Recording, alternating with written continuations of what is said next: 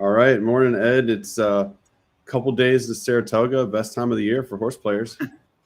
Yeah, everyone looks forward to this meet. And, for someone like me who has an ego as a horse player, it's the meet everyone points to because when you win, everyone's going to know about it. And it just adds that little bit extra that you're in the pools with pretty much everybody. So I'm excited. I know you're excited. And Horse Racing Nation's excited because we got some new reports, Yeah, it's or at it's least new it's a great packaging meet. reports. Yes, and we've got some powerful reports to kind of walk everybody through and talk about the opening day card. Should mention that Del Mar has a great meet as well, and that's coming up a week later. But right now, it's all focuses on Saratoga. The 2-year-olds make it super exciting. The field sizes, the pools, the payoffs, the pick fives, the pick sixes. So just lots to look forward to at Saratoga. Yeah, not that we're used to big payoffs anywhere. I know you've hit a couple licks at Gulfstream and Turfway in the winter and early spring, but those Saratoga, you find the right long shot to pair up with logical horses.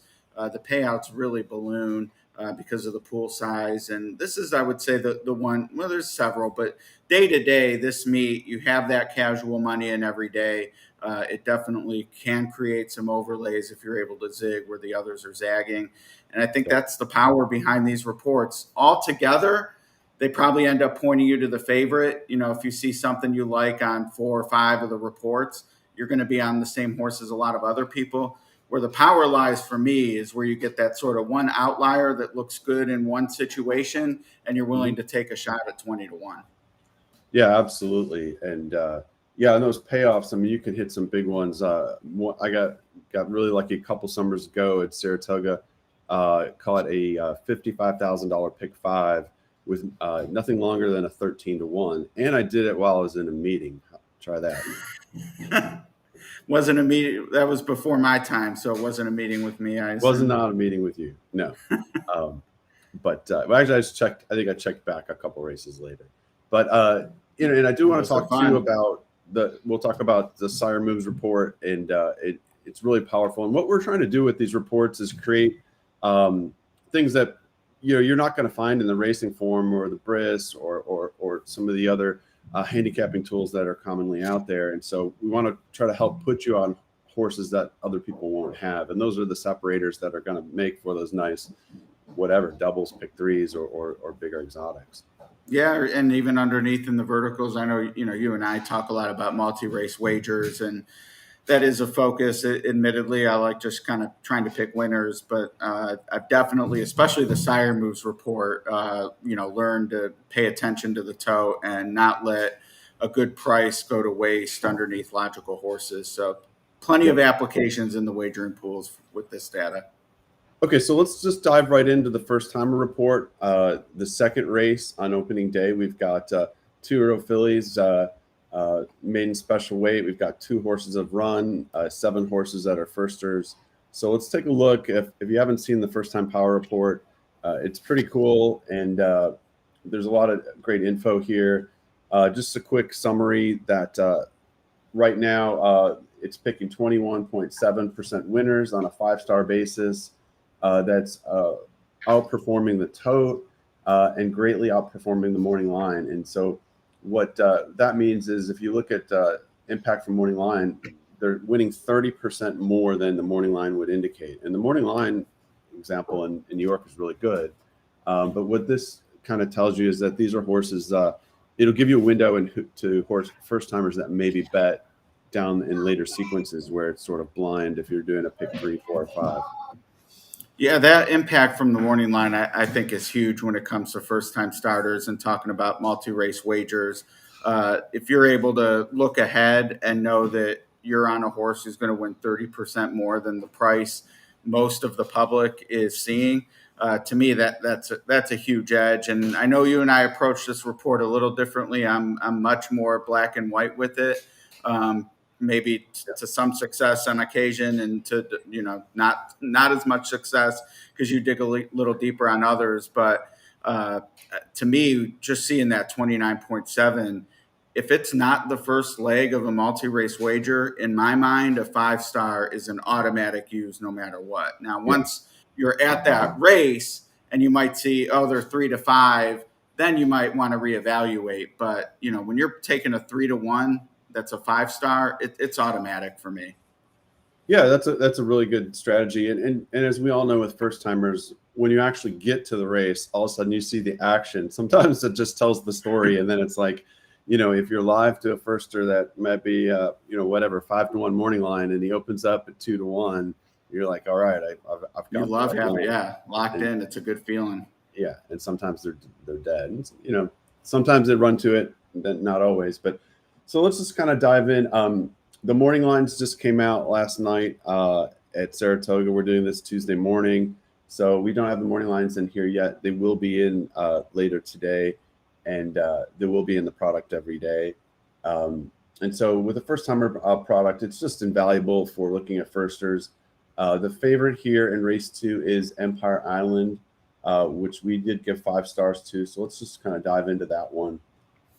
And so Ed's saying, okay, hey, it's a 5-star. That's almost an auto play for me if it's a price.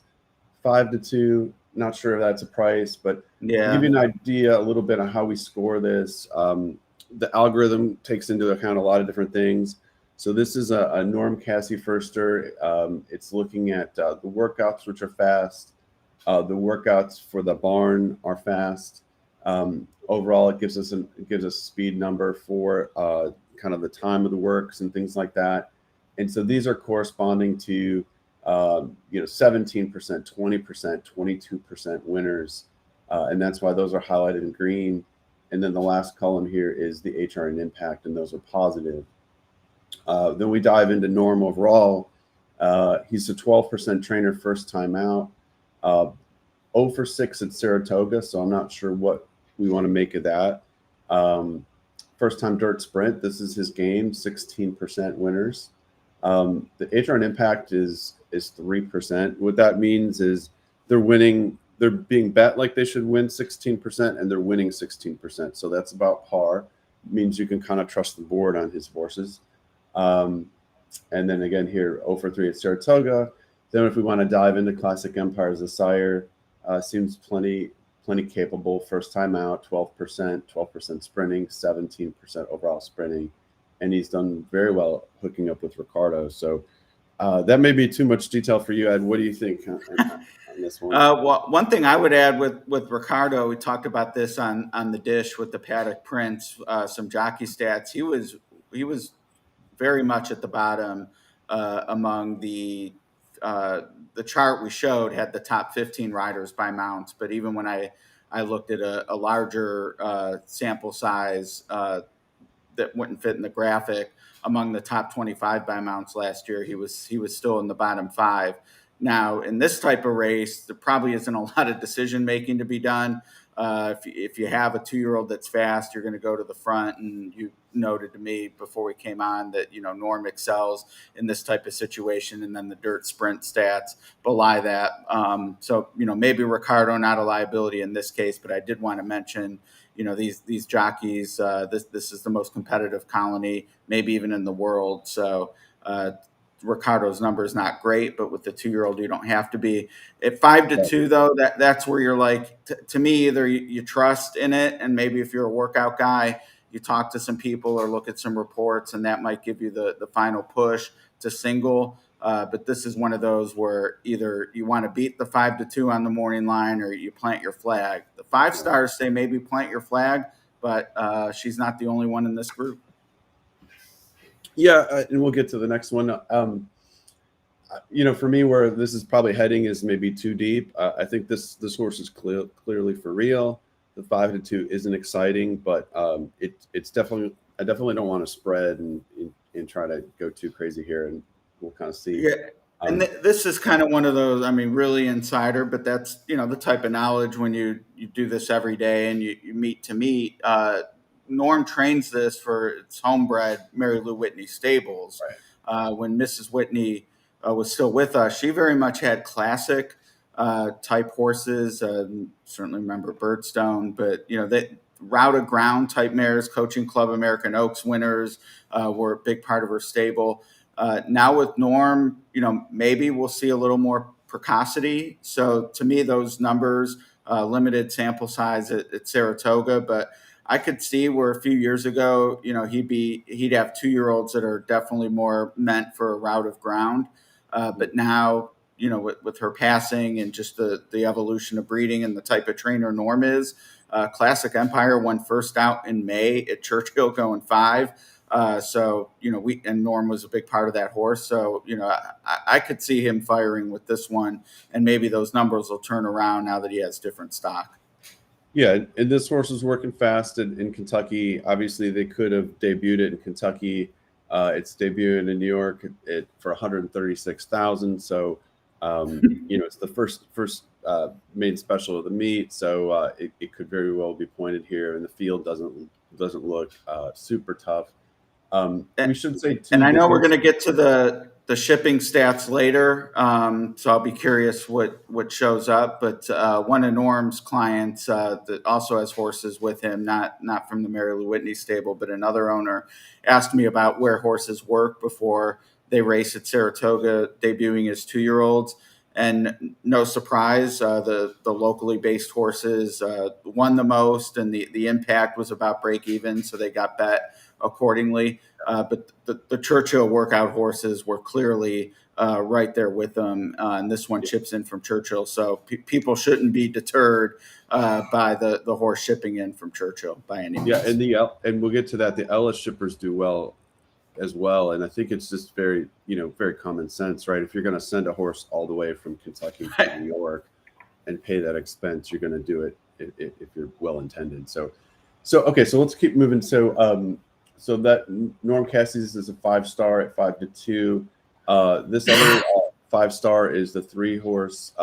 He's a 10-1. She's a 10-1 morning line for Jose Cameo, who I didn't think was very well known for first-time starters. I think overall it was better than I thought at 13%. First-time dirt sprinting, 15%. Clearly now, so now here's a young sire. This report will break it down into not only distance, but surface and distance. So 2 for 9, first time out, all those dirt sprints. So clearly now, firing so far. So that's good information. Typically, that's not going to tip me over the edge, though. And then we've got the jockey stats, not so great with Jose. But up here is where we're really looking at our algorithm for speed. The numbers are good. I can see why this horse is a 5-star, but it didn't rank quite as high as the Norm Cassie 5-star. So I'm a little cooler on this one. Yeah, 10-1 and Jose Ortiz. It's kind of at 5 stars. It's really hard for me to not trust that, I guess, at 10-1. Now we will get a peek at the double Will Pays from race 1. So, I definitely plan on looking at that to see where, maybe some of the money could end up.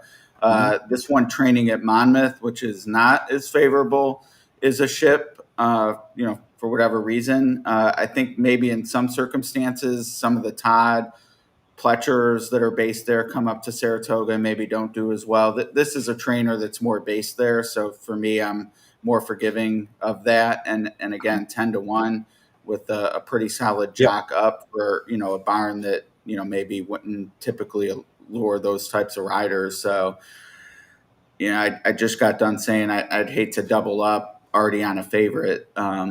This doesn't seem strong enough to single either, but I get the 5 stars and you get a price. Yeah, it might end up being my second choice or just using that horse as a B. There is a lot to like, and then the owner Britland stable I think has been known for some good firsters over the years, and this guy's a very capable trainer. So if he wants to focus more on firsters, I'm sure he could. All right, so let's keep going. The 4. Soka is a Pletcher at 6-1. We can see some pretty good stats for Pletcher overall. Note that the HR impacts are pretty flat, meaning they're bet appropriately, so you're not getting bad value on Pletcher firsters. At Saratoga, okay, -8. First time dirt sprints +5. So you're kind of back and forth, but they're not getting hammered, I guess is what I should say. The horse is decently fast, but we don't give it as good of numbers on speed ratings and barn workouts and things like that. And so again, the algorithm's trying to pull some different things, looking at some of the different workout times. Um, this one is a spikes down with tappet on the bottom, so it may be that it's intended to run a little longer than 5.5, and sometimes it's just a matter if they're ready to win at that short distance. Yeah, for me, knowing there's higher rated and it's 6-1. That's a curious line given these connections. And David, one of the best in the biz, so he might already have access to some chatter. Yeah, And I get it because the uncoupled stablemate has the best rider on the grounds and is owned by my racehorse, which we know loves to send it yeah, in. Was 6-5 on debut. So 6-1 is one of those prices where you're like, gosh, did I just let a Pletcher Firster by Speightstown, ridden by Flavian Pratt, beat me and pay $15? But it's sort of, to me, one of those, well, in the ratings we trust, and 3 is okay. If there were other things conspiring to make me say, wow, I really need to right. use this horse, I probably would if there weren't other alternatives. But knowing there's just higher rated horses who might even be a higher price than this one, it's a game where you have to get beat sometimes by horses who make sense. And I think this one will ultimately be an underlay. Yeah, and then just to kind of talk about this race overall, the 2 that have run, there's a Pletcher and a Lucas. They're 4-1 and 3-1. And what you were talking about, the Pletcher that has run has IRAD up at 4-1. Didn't get the greatest fig on a wet fast track at Monmouth. And then interestingly, the Lucas ran second at Ellis and is the second choice here at 3-1. I think that's probably the horse that I would want of the ones that have run. And one other benefit is as you get used to using the first timer report, you can see like Dwayne Lucas is not good at first timers, but yet that's something that's worth knowing, important as he starts sending them out second time. There's a lot of improvement. So let's kind of get through these a little faster here. Okay, so the 7 is a Mott Sugar High that's 8-1 on the morning line. Some good numbers for Twirling Candy. Obviously, Mott and Alvarado together. Dirt Sprint debuts decent. The works are decent. There's maybe not as fast as some of the other horses, and so part of what our algorithm does is it does compare all the horses in the field together, even though they haven't run. So that's what's really unique about it. And so this horse doesn't look quite as fast. Not that Mott works him fast, but I don't know. So these are, and the 4 stars are very, very capable as well. So especially in a race where there may just be no 5 stars and you see a 4-star, it's definitely something you want to consider and start to use in your handicapping. I don't know, Ed, do you have any opinions on? Yeah, and I've looked back month to month, just seeing trends develop in terms of when the strength of the power ratings, and I've been impressed with how uniform it is. Whether it's December or the summer, the ratings sort of fall into those categories we talked about at the beginning. What's interesting to me about the 4 stars is they sometimes get completely overlooked. There was a 4-star at Monmouth trained by Kent Sweezy who paid $110, which is insane to me, and I can't believe I missed it. Wow. 5 stars never go off at those prices. So, the ratings also kind of serve to show that others are going to be on this horse, maybe not favored, but Right. you're not going to get a 5-star that's just this huge, huge price. Now, Yeah. Sugar High, CJ Thoroughbreds, which is CJ Johnson's outfit, this horse probably won't be higher than 10-1, I would say, depending on, if the money goes to Norm. The next 4-star we're going to get to is going to be I think a huge price. And that's one of those where, okay, maybe you can't make a case to win, especially with the outside post, which was over at this trip last year. Tough to win from the outside.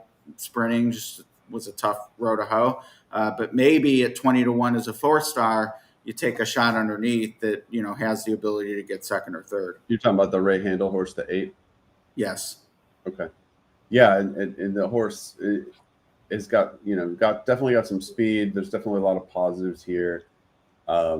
And he's done very well with Katie Davis as well. So that's interesting. And you're right, 20 to 1, that could be a horse that could definitely fill out an exotic.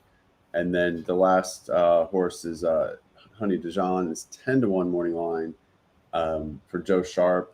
Look at the Gervin stats. First time out, 22%, 22% on dirt, 23% dirt sprints. And look at those positive HR and impacts. So again, that's like an ROI type number. So they're basically outperforming by 50%. So these are horses that should be winning at say 15%, and yet they're winning at 22%. So you're getting a nice bonus when you're looking at these Gervin's dirt sprinting and debuting. So, I mean, after getting through it, my bottom line is probably, I thought, the other 5-star we talked about, and then a trio of 4-stars, unfortunately marooned on the outside, which, as I noted, post 8 and beyond were 0 for 14 last year. I do think it's tough from the outside, but nevertheless, if Norm is a clear favorite, that's an instance for me where I'd probably just take the other 4 and 5 stars, assuming I had some other opinion elsewhere. yeah, that's okay. That's interesting. Yeah, I think this horse is sort of an interesting B for me, and Gaffleon is up, and I think maybe it's or like you said, maybe a play underneath if the from the outside at 10 to 1. So kind of putting it all together for me, I'd probably be looking at the Norm Cassie horse, the 2, and then my second choice I would either be between the 6 for Dwayne Lucas, who I think is the best of the 2 that have run, or the other 5-star, the 3, Clearly a Test. So, so that's, I think, a good way we can kind of use the first timer report. Hopefully that's helpful. Why don't we jump into the sire moves? Let's do it. All right. So as we do that, I want to show everybody just how good this report can be, and it's a little bit sometimes of digging. And one of the reasons this is Pleasanton had a mandatory pick 6 on Sunday, and there was a lot of prices. It ended up paying I don't know if it was 60,000 or a big number for 20 cents. And I just wanted to mention how many of these came from had positive sire stats. So in race 5, the 7 Acero was 5-2. He wasn't like a dominant favorite or anything like that. This was I believe it was a maiden race, but he was a gun runner. This is the prior race. So gun runners, 8% on a turf route, not such a great bet. Minus 39% impact, meaning they're just underperforming as turf routers. They can win, but they're generally underperforming the dirt. And then going back to a dirt route, 16%, and the impact is pretty flat. So what we're noting here is it's 100% increase or 110% increase in win percentage. And that's the kind of thing you want to take a look at. And so that horse ended up winning. Now you see the 9 in the race. There were 2 of them in that race that had a nice change in win odds, but the 7 won. Then, couple races later, I just wanted to point out, like the 3 horse here was a 9-2 morning line, 23% winner on turf routes, his sire, but 0 for 30, a big goose egg on a dirt route. So it helps you avoid horses as well.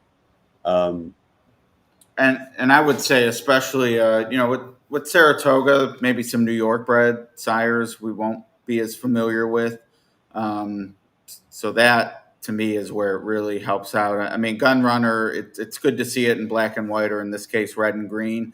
But, anecdotally, you kind of it makes sense, more dirt than turf. But a horse like Tom's Table, who I just learned existed 10 seconds ago, I would add either do the digging myself or not even bothered. But you see a report like this, and it's clear as day that was a negative move, despite having no familiarity whatsoever with the pedigree. Right. So, and then just a couple other things, doing this by memory, but race 9, this 8, Vallejo's Forest, 6-1. This horse won and paid about $21. And look at the sire Forest Command. This is a pretty unknown sire. It might be a California or Northern California sire. went from 18% synthetic routes to 26% win percentage in a dirt route. But also look at the HRN impact, plus 76%. So what that means is they're surprising people, they're surprising bettors, they're surprising connections. When they switch to a dirt route, they jump up. And so you can see that green there. So that horse was really key to the sequence. And then in race 10, this 9 horse cut across Shorty at 10-1. Same kind of situation. This horse, I think, paid about $31 and was going same thing, synthetic route, 11% to a dirt route at 19%. So the sire moves can really be impactful. The tracks where there's a lot of switching between surfaces, especially like a Golden Gate or a Gulfstream or a Woodbine, where they're going between synthetic and turf. And then, but even, you know, when you start getting these young horses, they're making their second start, third start, especially horses where the sire's not very good on a first timer, on not so much a first timer, but if the sire's not very good with dirt sprinters, and most horses start in a debut in a dirt sprint, then they go to a surface that they're more preferred. Maybe it's a dirt route, a turf sprint, a turf route. When you can see these wild swings on the sire moves, it just really gives you an advantage. Yeah, and I mean, and at Saratoga, they have the 2 different turf courses and the dirt, so a lot of, you know, machinations. And the report also includes at the bottom off the turf type situations and sloppy tracks that might come up. So we all know those storms at Saratoga can wreak havoc and can be beneficial in those situations as well. And one thing we're hoping to do with this report is, you know, also make it available maybe on certain mandatory payout days, force outs, et cetera. So if, you know, you're popping into a Horseshoe Indianapolis or a Presque Isle for, you know, a carryover, the sire moves are huge. And Yeah. I think it, like I said, it's black and white. You know, we're not talking about 5% to negative 5%. That's certainly negligible. But when you're seeing horses who, you know, win 5 or 8% of the time, switching to a surface where they're still under bet, but winning 20% of the time, that's actionable. Absolutely. So, okay, so let's just dive into, there was just a couple on the Saratoga opening day card, but so I kind of wanted to walk everybody through what happened at Pleasanton on Sunday and just kind of how powerful this can be. But in the first, this is a Chad Brown 3-1 shot. It doesn't have as big a figs as some of a couple of the others. There's a pretty flat at the top. There's a 5-2 and 2 3-1s here. But look at Cloud Computing. So 9% dirt sprints, 19% dirt routes. So you've got, you know, over 100% increase in win percentage. So, you know, that's not alone enough to maybe put you on this horse as a 3-1 shot. But if you were already liking him, you're considering him, at least you know you've got the pedigree 100% in your direction. And it's likely Chad Brown knows this as well. And so it just kind of makes a lot of sense. And perhaps, you know, there's another that you're fading for a different reason. And he trained the sire, so it kind of adds to the, you know, familiarity there. One thing I like too, we included the starts column. Certain, you know, certain data products out there, including maybe some of our own, don't always have the total starts listed, either, you know, to save space or it's not necessarily depending on the type of info, but certainly with sires it is. And if you go down and see Messidor, Saratoga 4th, you know, obviously it might stick out to you because, oh, green to red and it's bright red, but you're talking about 5 starts and 7 starts. So, you know, you can immediately say, well, you know, let's wait and see. 2 for 5 versus 1 for 7 is not actionable. It shows up in here. You can do, you know, the information still what you want, but, you know, that starts column to me is really worth looking at because you occasionally will, you know, see the red on the left and then you scan over and see, oh, that's based on 8 starts. You know, obviously that's not helpful. So definitely pay attention to that. Well, and I like to get on the small sample sizes because I think if you can get on it at the beginning, especially if you're getting a price, you know, maybe that sire, you know, like we saw clearly now 2 for 9, 22%. Maybe, it ends up that he's a 15% sire, but that's still a pretty good number. Yeah, well, and like Tom's table from Pleasanton was 0 for 30, and 30 it isn't a huge sample, but when you talk about the offers at that number, 1 for 50, to me, that's absolutely still in the Yeah. mix, Yeah. much more so than 2 for 5. Right. And over 30, pretty much stinks. And I got one here that stinks out loud so in Saratoga race 3, the one Fabulous Fanny 6-1. We got our friend Union Rags on a turf sprint where, how do you like these stats? 5% on 146 starts, let's call it minus 50% impact. So they're really underperforming expectations. Yeah, and that jives with I wasn't as familiar with the turf sprint. I certainly know the overall turf and turf route numbers. It blows me away that any progeny of Union Rags ever sets foot on a blade of grass, and you see it all the time though. So what would you say if I told you that this horse is the best fig in the race? I'd say David's onto something, because the best fig at 6-1 is normally impossible to get. So right, but as horse players, we're all used to looking at speed figures. We're looking to find the fastest horse, and so here's a horse who's breaking from the rail in the third race, and he's got the best speed figure in the race. So that's real tempting, right? Or it's attempting to certainly include.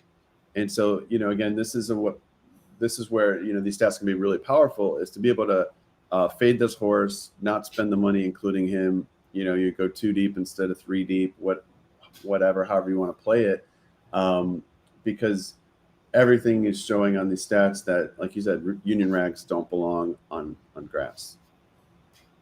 Now, could he win? Obviously, yes. They win 5% of the time, but and the reason I mentioned that he is the best speed figures is, you're right, David Aragona lined him a little bit coolly at 6-1, but he could still easily go off at 4-1 here, sure. And be a strong, be a second choice or right up there, and so that would be a really nice horse to be able to fade. Okay, well, just kind of keep things moving. So that's kind of an idea of the sire moves and some different ways that can be helpful. And here, as Ed said, we also have for turf races, if they're going off to the dirt or a different surface, we don't know where would they go to a dirt sprint or sprint wet, that sort of thing. And so we've got different stats in there that you can look through. They're great to have when they're off the turf. All right, shipper stats. This last 90 days obviously is not there because they're opening, but based on last year, a couple things. You talked about Kentucky. It's Ellis Park. Horses coming in Ellis Park last race, plus 38% impact. They were expected to win based on their betting, 16%. They won 26%, so that's really strong. Also, we have the last track they worked at, and horses working at Ellis Park, smaller numbers here, but they won 43% more than they should have according to their odds. So some interesting stuff here. Anything point out to you, Ed, that pops? Yeah, I was like looking at the first timer, and I haven't checked Ellis after their opening weekend of the traditional meet. They just had one first time starter win during the Churchill portion of the meet. I have no idea why that would be, why certain tracks would play to, debut runners do better than others or worse than others. At Saratoga, it looks like it's, pretty much par. And with a lot of 2-year-old races, you're sort of always going to get that one winner because there's so many first-time starters, which to me, that's where, we talk about impact versus ROI. ROI has 2 faults in my mind. One, when there's multiple situations in a race, like first-time starters, and you're basically betting against yourself with that stat. And then 2, when you get the super bomb long shot that can sort of skew the flat bet. HR and impact corrects for both of those. So that's always something I like looking at. And obviously at Saratoga, no surprise that the first time starters more than hold their own. But the last track work to me is huge for a place like Saratoga, because it's one of the last meets in my mind where you are shipping in from all over, and you might not even be based at Saratoga, but you're shipping in from a Monmouth like Jose Cameo, or even Parks or Finger Lakes. Like, all those to me are in play. Right. And this information, to me, this would never be a binary like, oh, I can't use a horse that shipped in from Finger Lakes because of this. But to me, it does at least give you like, man, do I really want 4-1 given these stats, or, oh, at 20-1, yeah, I can take a shot. To me, that's more the application. Whereas the sire report we just looked at, that to me is much more black and white. Like, oh, I got to use this horse based on this. That's more complimentary. Yeah, the characteristics of the horse or the pedigree. So just wanted to point out that from the California horses coming in, so Del Mar and Santa Anita, so that's 2 for 31 the last 3 years. Not good. So if we're looking at these, happen to all be race 4 right there together, and the horses from Thistledown 0 for 18. So there's I think potentially 2 or 3 horses there that you could maybe, like you said, not fade, but really be pretty skeptical of. And then the last 90, as you noted, obviously not there. It's opening week, but come next week when racing resumes on Wednesday, we'll have the first 4 days in there, and that is a situation where I'm going to say, man, what's up with 50% winners from Parks, and I'll scan the PPs and try to figure out why that might be, or maybe it's 0 for 16 from Pimlico. And just things like that you keep in the back of your mind. So this helps sort of a survey of the whole meet, based on the last few years. But then to me, starting next week, when you actually get the data pumping in from this meet and that last 90 days columns, really becomes more helpful. Yep. This is interesting that horses coming from Aqueduct. So they're essentially coming in with a purposeful layoff, and they're outperforming a little bit, so they're definitely not ones to avoid. And then just real quick on the H-Run Impact, I wanted to mention the reason, we've covered this before, but the reason that, if you aren't familiar with it, the reason that it's better than ROI is, I would say, if you take a trainer stat, let's say Kenny McPeak is 2 for 20 with blinkers on, what ROI looks at is only what those 2 paid. So you add up the win total of those 2, and then you divide by, betting $2 on all 20 horses, so a $40 spend. But it doesn't look at the other 18 horses. They could have all been favorites, and so maybe in that situation, the trainer should have won 6 times and only won twice. They could have all been 30-1 shots. If we're talking about a jockey that's not very good, winning 2 out of 20 could be phenomenal if they're not getting good horses and they're going off at 30-1. So that's why the impact sort of, as they call it, like normalizes in statistics to say, well, how many should they have actually won? And if they're outperforming, they're likely to continue to outperform. And then, the working at tracks, just really good information here. So that's interesting. The Fairhill tracks have not done well. Fairhill Training Center. There's your Parks. 2 for 43. Not so good. Yeah. So this is either a horse can be in both categories, both the last track they raced at, and then if they have workouts in between after the last race where they're working at. So that's the shipper report. Just running out of time here. Post position bias report, that's pretty self-explanatory, I think. What this is looking at, like a 1.8 on the dirt. Interesting that post 2 at 23% with a positive impact, post 1 at 13% with a negative impact. So, obviously you can still win. It's 13%, but maybe the rail isn't quite so good as it is at certain tracks going 2 turns. Or maybe the takeaway here is that post 2, 3, and 4, well, really 2, 3, 4, 5, and 6 are all better than the rail, but post 2, 3, and 4 are pretty strong. Yeah, and I definitely like to look for groupings. It's really hard to look at this and would Mhm. you really definitively say post two is that much better than post three when you think about No, all the dynamics of where that is in the gate and these are not uh, they account all field sizes. So, right, that obviously post one, two, and three, there's all these are at least a field size of three, and then most, four, five, six, etc. To me, the rail is a lot different in a field of 9 or 10 than it is in a field of 5 or 4. So right. that's something else to at least keep in mind. But yeah, what you said about post 2, 3, and 4, and then I would even say 8 and 9 kind of sandwiched between some reds. But to me, clearly, sort of that group just outside the rail is most optimal. Right. So we'll let everybody kind of look through the post position stats, and today's report will be, or I'm sorry, opening day's report will be up for free on the website.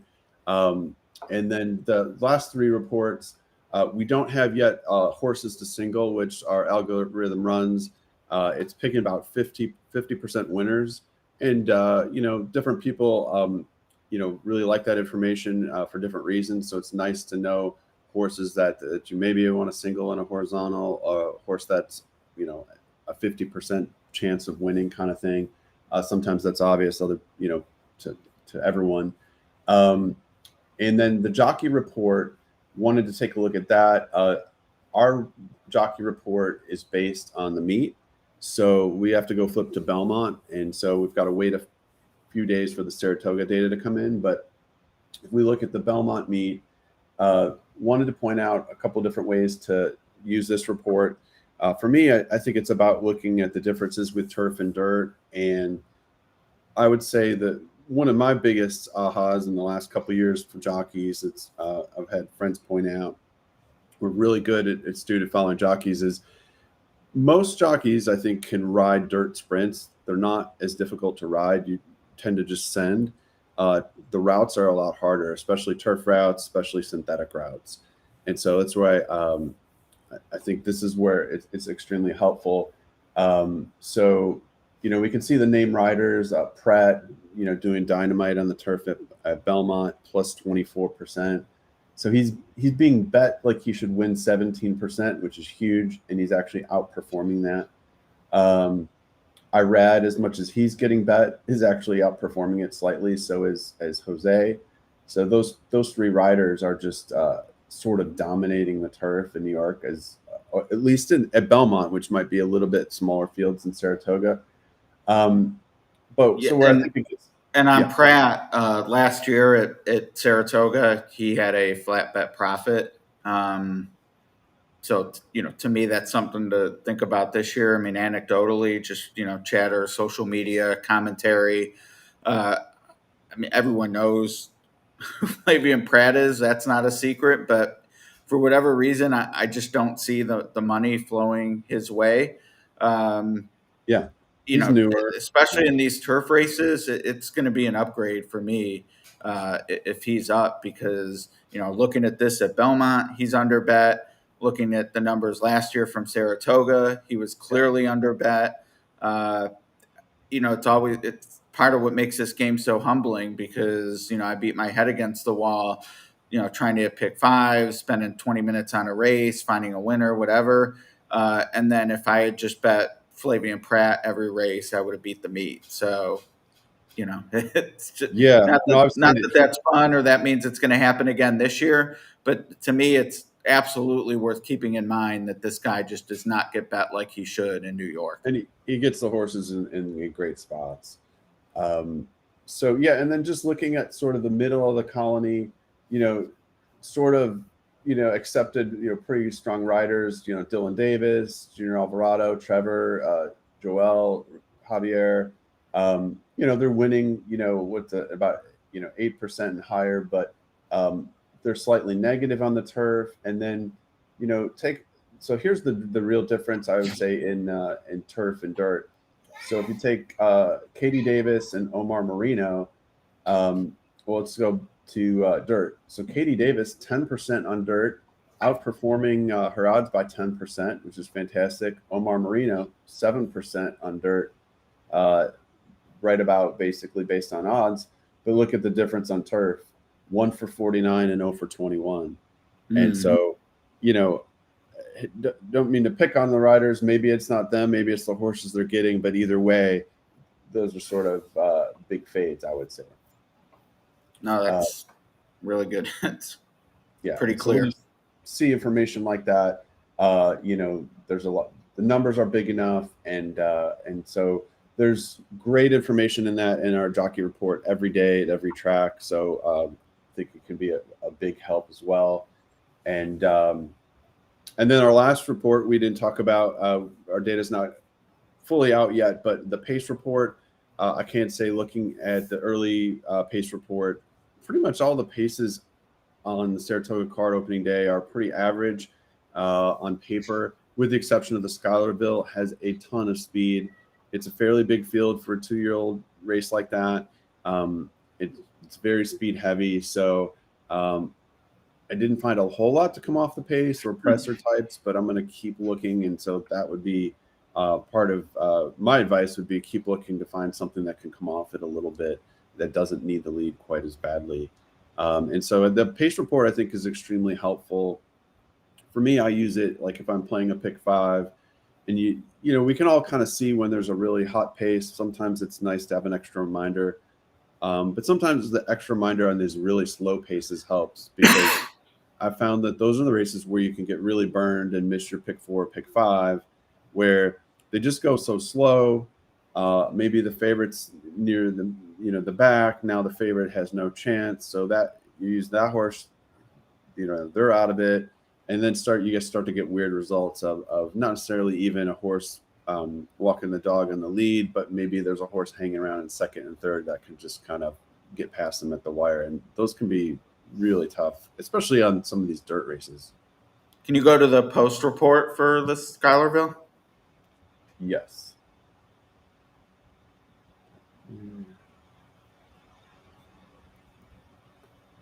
Five and a half. It's 6. It's 6. Okay. There we are. Race 9. So, kind of what you would expect, I think, right? A little better. And I mean, 6, such a traditional, lack of a better word that escapes me, typical distance. Now Saratoga has a lot of options, to run a mile and 7 and 5.5, and they do. But yeah, I'm not shocked to see the uniformity. I mean, I would say from here, post 5 and 7 are red, 6 isn't. So it's like, okay, that's maybe not the greatest, but clearly down on the inside, which I think maybe slightly gets bet at times.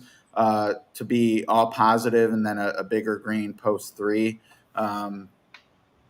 That's one of those like, well, I'm not looking for a reason to take the inside, but all things being equal, Carmelina might be in an advantage. I mean, Becky's Joker, first-time starter, seems really up against it against this group, and then Union Suit just isn't fast enough based on numbers. So, maybe Carmelina moves up a little bit. Seeing that the inside is okay. Yeah, I think if you want to get through the leg from a horizontal perspective, you're going to get a higher win percentage on those inside 3 posts. And, like you said, if you kind of average 4, 5, 6, that kind of averages out to about 12%. And then we're just starting to go down a little bit, which is pretty typical, I think, for a dirt sprint at most tracks. So, yeah. But it seems like you can win on the outside. That's really interesting. I mean, not much data here on post 11. We would need to go back further than 3 years. But it's interesting, and that's going to be an interesting race. For sure. At an interesting meet. Exactly. So we're really excited for everybody. We put this package together, so it gets you access to all 7 reports. Every day at Saratoga, $97 for the summer. I think it's going to be a huge help. I've used them. I use them every day. I've had some really nice scores and made some good money from these reports. So excited to share them with everybody. I know you are, Ed, as well. And if you have any questions, just let us know. And we're excited for Saratoga. Yeah, and next week, Del Mar, same reports will be available. You can get them both for a discount, but we know we're all excited to play Saratoga, so start the meet off with a bang. All right, let's do it. Looking forward to it. Thanks, Ed. Thanks, everyone.